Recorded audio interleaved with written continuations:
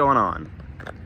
Today, we're going to be taking a full in-depth tour, walk around startup, and all of the features that you have to know about the third generation Toyota Prius. This is my new to me 2010 Toyota Prius hybrid, and the particular trim level is known as the Prius II. The 2010 model year of the Toyota Prius marks the third generation. From 2010 until 2015, the Prius was in production for its third time, undergoing a minor facelift in 2012 and a complete revamp in 2016. For the third generation Prius, there was only one engine option, the 1.8 liter dual overhead cam variable valve timing 4-cylinder, which is paired with a lithium ion battery pack to make Toyota's legendary hybrid powertrain system.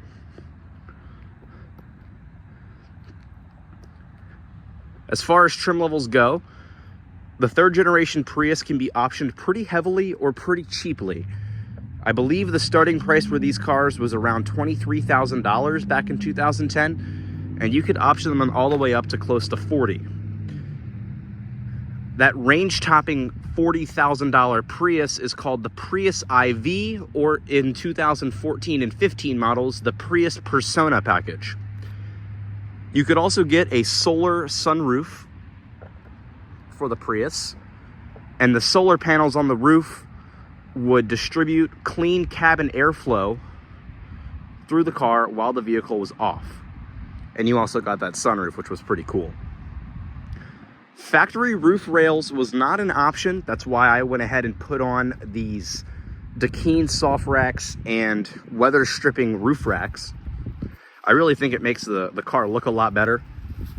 And unfortunately, I cannot find a gold bumper for a Prius anywhere. And as you can see in the back right corner, the bumper has been crushed. It's not from me, I bought it like that, but I've been trying really hard to find a bumper, and I think I'm going to pretty soon. I'm going to have to drive all the way up to Philadelphia to buy one because nobody here has one. Speaking of that color, this is considered Sandy Beach Metallic. Very elegant from Toyota, or you could just call it gold. My friends and I started calling it ugly Toyota beige. Really fitting, but quite frankly, it's not that bad. First off, I want to get two things out of the way. I've owned 15 cars, and this is the best car I've ever owned. I'm not being paid by Toyota. I have owned 9 other cars that were not Toyotas.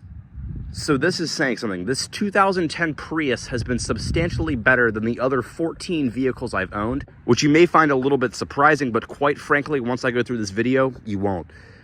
The 2010 Prius is a lot better of a car than the 2009 Prius, which marked the second generation Prius. My neighbor has a second gen, and they're good looking cars. The front is a little bit ugly in my opinion. I think the back looks really good in those cars. But for 2010, they really just tried to make it look a little bit more sporty, and you could get a lot nicer of options than you could on the second gen. For example, heated seats and a sunroof was not optional on a Prius until 2010. You couldn't even option it until 2010. So Toyota kind of started to mark that staple of creature comforts that they wanted to add to the Prius. And I've talked to a lot of other Prius owners. This car gets 50 miles per gallon combined, runs off of 87 gas, and is one of the most reliable Toyotas ever built, besides like the Land Cruiser. Sure, Camrys are reliable, but I have seen dozens, if not hundreds, of third-gen Priuses for sale on Marketplace, Auto Trader, Auto Tempest, Craigslist for over $7,000 with over 250,000 miles. This Prius does not play games. That's the only wording for this car. It doesn't play games. The third gen was when Toyota kind of sat down at the table in Japan and they were like, all right, let's get this show on the road. Let's figure out how we're going to make this Prius solid. I will be honest, it looks a little silly from the front, and by a little, it is kind of a silly looking car. It's really silly. But the side and the back profile of the Prius looks really, really nice. And you're probably wondering, it actually looks kind of sporty too. The reason that is I have 17-inch Scion TC wheels on my Prius. That's one of my other cars. I bought a non-running Scion and took the wheels and tires off of it and slapped them on this. So, call me stupid, call me smart. I don't know. The whole car was $400. So I got some kind of free wheels and tires off of it, and I had been looking for that particular wheel option off the TC since I had owned a Corolla. I had a red Corolla that I was going to put these exact wheels on, but I couldn't find them.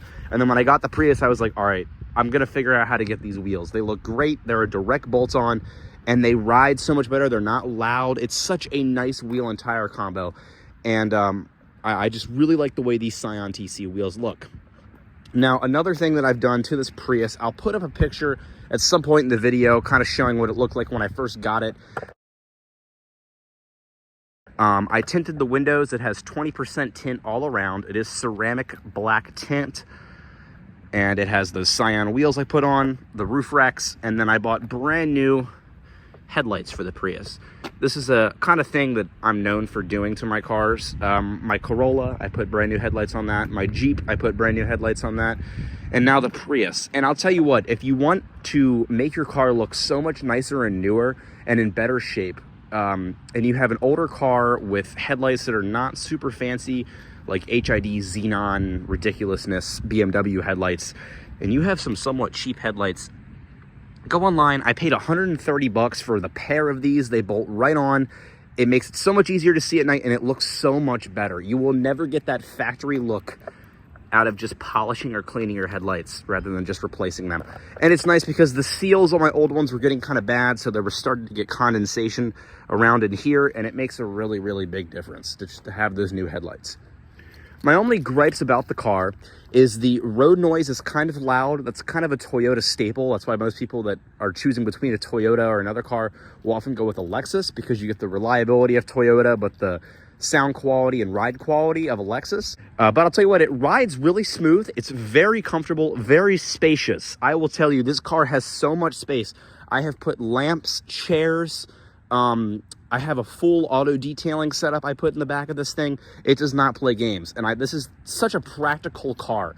50 miles per gallon. That is the combined EPA miles per gallon. That's not no finicky, like that's your highway driving. No, that is what this car gets with combined city and highway. City is, I believe, 51, and then the highway is 49. So a combined EPA of 50 miles per gallon running off of regular non-ethanol gas. It's an 11.9 gallon fuel tank. And if you do that mileage combined with your range, on a full tank, you get about 560 miles under perfect driving conditions. And then under regular driving, some harsh acceleration, and non-Prius stuff, you get around 400 to 350. It's only around 25 to 28 bucks. It's been less before. I paid 19 one time because it was only like 8 gallons to fill this thing up, and it gets you 400 miles of range, give or take.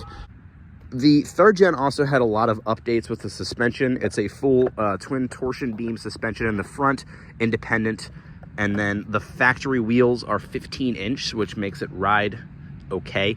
The 17s that are available in the Prius 3, 4, and Persona package are a lot nicer looking. They're a really nice alloy 5-spoke wheel. And then along the front, something you guys should know is that fog lights on 2010 and 2012 models are optional, but you have to move up to the Prius 3 or 4 to get those. And then starting in 2012, they added daytime running lights, which I don't know why daytime running lights weren't standard sooner than that, because my 2007 Corolla and my 2001 4Runner both had running lights. But for some reason, my 2010 Prius doesn't make a whole lot of sense. Now, I will give Toyota this. For 2012, the running lights look really good. They're a nice LED like area. Where this turn signal is here in the front, a little bit smaller than that is a LED strip, and that is the running light. So let's get this show on the road here. I already showed you guys those Scion TC wheels, and it's riding on Michelin Premier tires. They're an all-season tire. They are 215/45 ZR17s. Speed-rated tires on a Prius, I know, kind of ridiculous. Hybrid badging on the door. I've never had a car that had remote keyless start or keyless go, where you can kind of just walk up to the car, touch the handle, unlock it or lock it. And then this is the first car I've had with push button start. It is something you really get used to, and it's really, really nice, not having to take the key out of your pocket and press the buttons.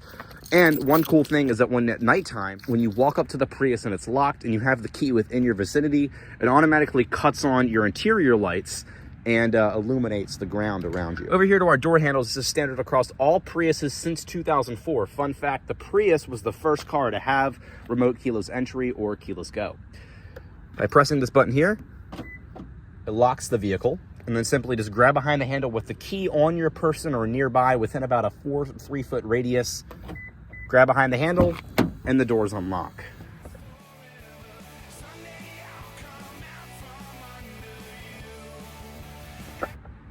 And like I said, mine is a Prius II package, so it has the tan cloth interior. The seats are not dirty. For some reason, it's showing up on camera. I promise you they're not dirty. I'm looking at them in person. I don't keep my cars like that. And then it has a 4-spoke vinyl steering wheel. I also went to the Toyota dealership and got some factory Prius all-weather floor mats. And let's continue to the back seat. Stepping inside the Prius, to start it, just keep that key inside the interior, put your foot on the brake, locate this power button here in the dash, and press it to fire up the car.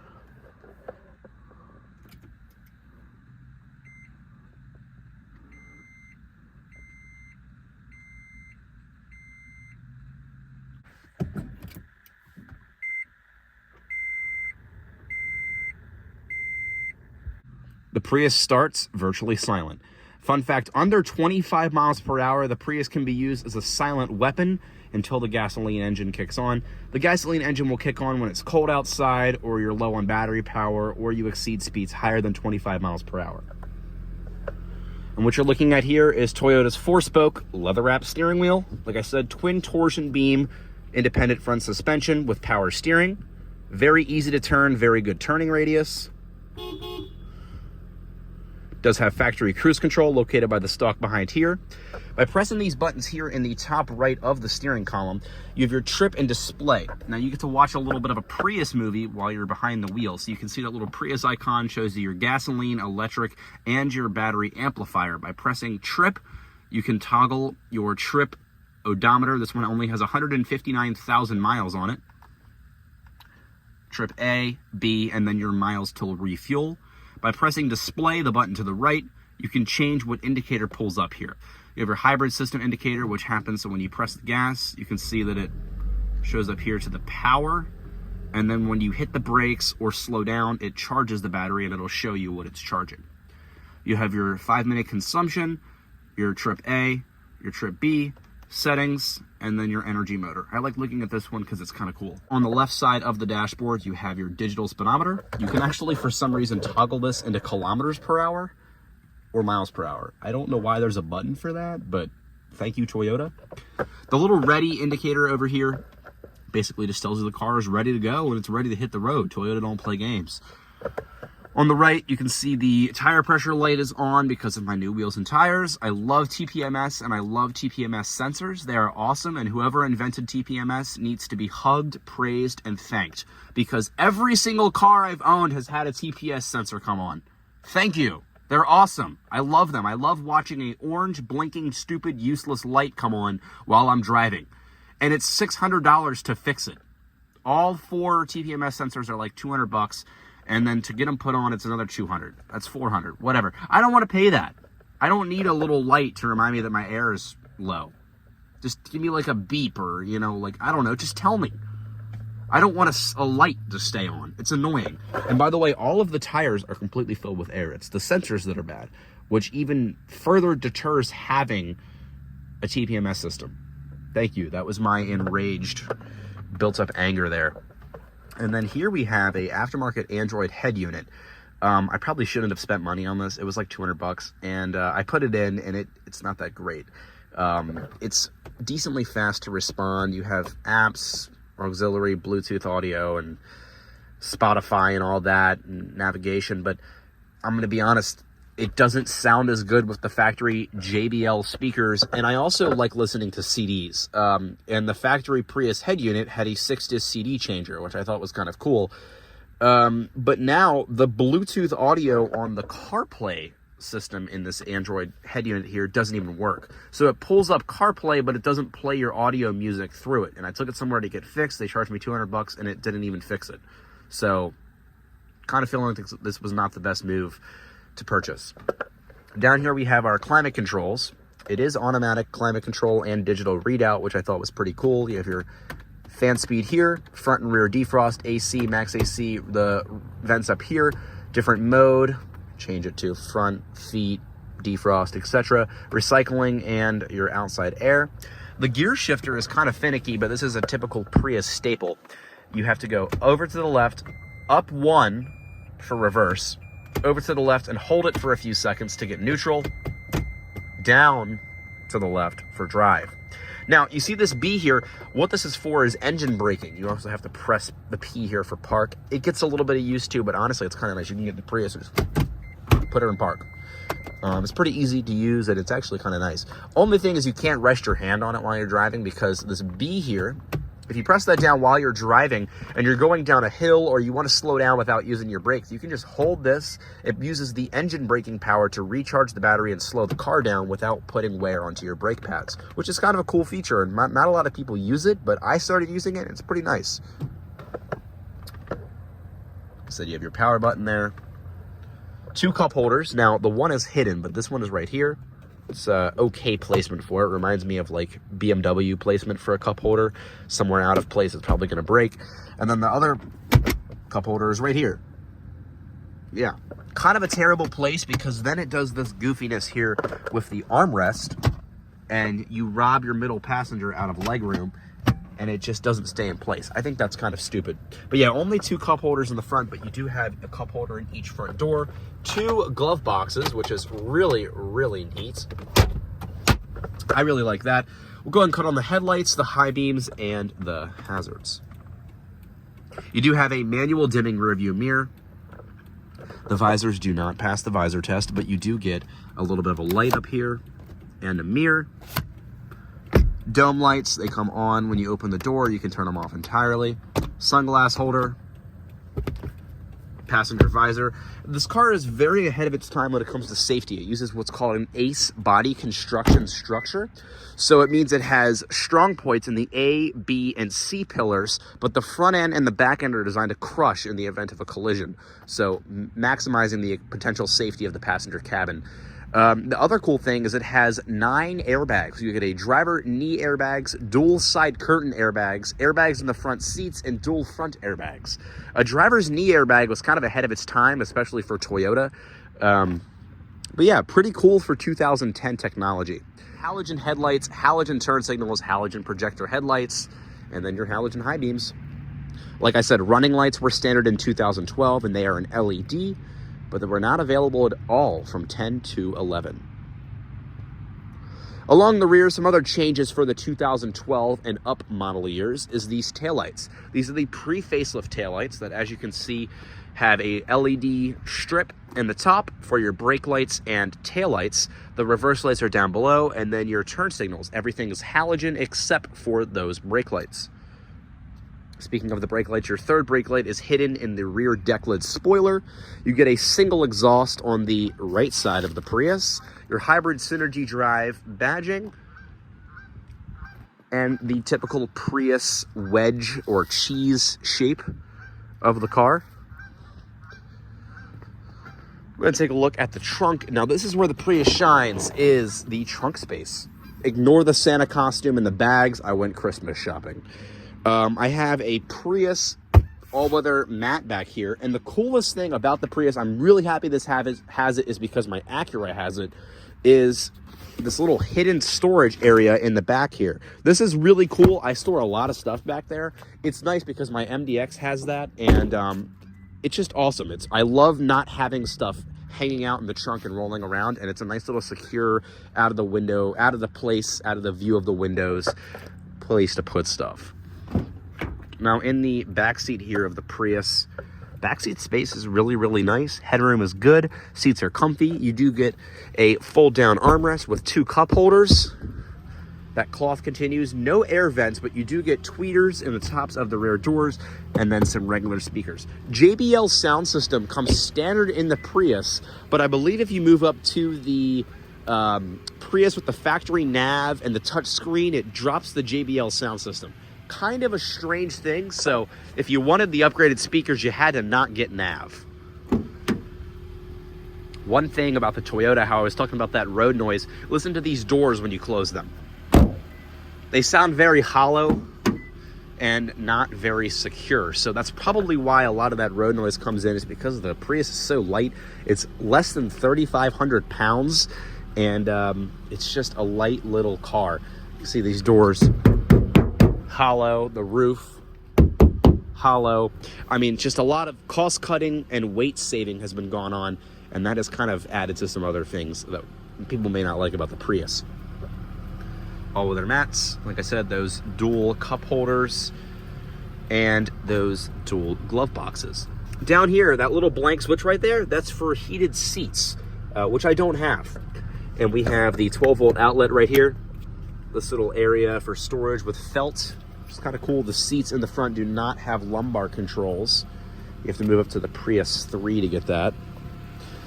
Cool thing about the Prius is all 4 windows are fully automatic. For a 2010 base model Toyota, it's kind of cool. Some newer cars don't even have that. So good job by Toyota. We'll go ahead and pop the hood, take a look at our engine and hybrid system. Now, to show you the hybrid system, I can't do that because it's located under the rear seats in the trunk of the vehicle.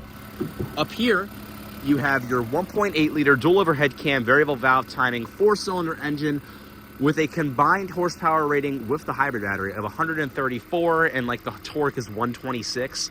This car off the line is not slow. I don't care what anybody says. Sure, it's like a 9-10 second 0 to 60, but it's not slow. This car is light enough, and with the hybrid battery and that 1.8 liter 4-cylinder, when you floor it off the line, you can get up to about 30 miles per hour pretty quickly. Now that's when it starts to drop. From like 40 to 70 is pretty slow, and then 70 to like 90 is terribly slow. You kind of do have to floor it to get onto the highway, but it's kind of to be expected. It's a 4-cylinder hybrid. You're not really a speed demon in this car. It's for miles per gallon. Now over here, we have more battery components, and then this engine is pretty similar to what's used in the Corolla, Yaris, Matrix. So nothing too crazy. Now this hybrid system has been used in, I believe, the Camry, CT250H, HS250, some other Toyota, Lexus hybrids, and they're very reliable.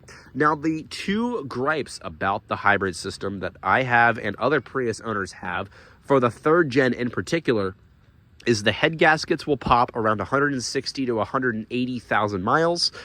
And mine's been taken care of, so that's good. I have a full stack of service records from the original owner, which is really cool. I got this car for $2,500. I practically stole it. The owner bought a new RAV and wanted their Prius gone, and I negotiated from $3,000 down to $2,500 and took this little car home with me. And it's in pretty nice shape. There's no paint defects. There's that one bumper area, but other than that, I've done a lot of nice things to make this car not look like a $2,500 car. Now, the way it was when I bought it, without fixing, cleaning, doing anything to it, I could have turned around and listed it on Marketplace and sold it for $5,000 the next day, and I will stand by that. I think I'm going to list this car for around $9-10 grand because of the mileage, the stuff I've done to it, and the full stack of service records and service history. I've done some work to it as well. I put new spark plugs, new injectors, got a fresh oil change, fresh oil filter. The tires are somewhat new. It's pretty solid mechanically. So that's the good thing. I've put about 3,000 miles on this car in the past month and a half, and this is what I got after I sold my Audi A4, and it is a fantastic little car. Cannot complain at all. It's useless. Best car I've ever owned, and I've owned 5 Toyotas. Best car ever. Now the Prius is great for that. Miles per gallon, practicality, reliability, safety, and just, I really like the Prius. I like it. It is a solid car, and I could not complain. I don't care what anybody says. It is a good car, and I will forever miss this car if and when I ever get rid of it. I've been talking to people that have Priuses, especially of this gen, and they never have anything negative to say about their Prius. It's never like, oh yeah, I should have gotten the higher spec, I should have gotten the CT, I should have gotten the Prius V. Everybody likes their Prius. Nobody, from what I have ever heard, I'm sure I'm going to have somebody in the comments, they never complain about their Prius.